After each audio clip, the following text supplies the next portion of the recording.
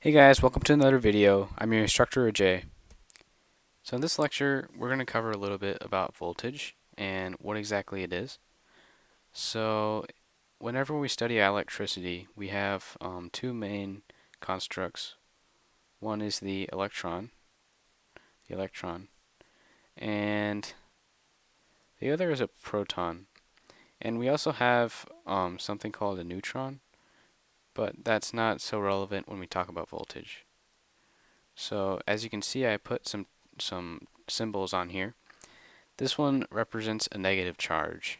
So the electron, the electron represents a negative charge, and we can sort of think about negative and positive in electricity like magnetism. For example, if we put a magnet here with a north and a south pole, and another magnet here with a north and a south pole, facing like this with the two north poles closer to each other, then we have a repelling force that causes these magnets to move away from each other. So the same thing happens with electrons or protons.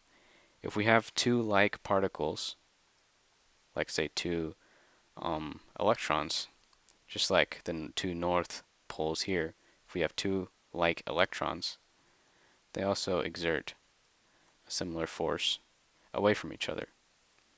And it's the same thing with protons. If we have two like protons, they exert a force away from each other. The same thing is true with a proton and an electron. Just like if we had a north pole and a south pole of a magnet, they would attract each other, like so. The same thing would happen with electricity.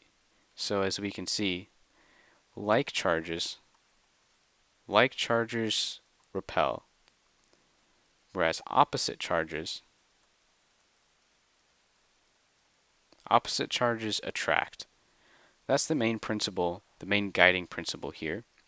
Now let's imagine a circuit consisting of a battery, and we have a wire, maybe a motor here, motor. So I'm going to label that motor. Now generally when we depict a battery, we want to do something like this.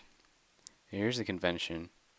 We put the positive as a long strip and the negative as a short strip. So this is where the negative stuff comes from. So negative means electrons. And this is where the positive stuff comes from. Positive meaning protons. Now in reality, what happens is that only the electrons move in a circuit. So we get the electrons moving this way towards the motor, that way. I'm going to put some arrows here. So this is the direction of the electrons.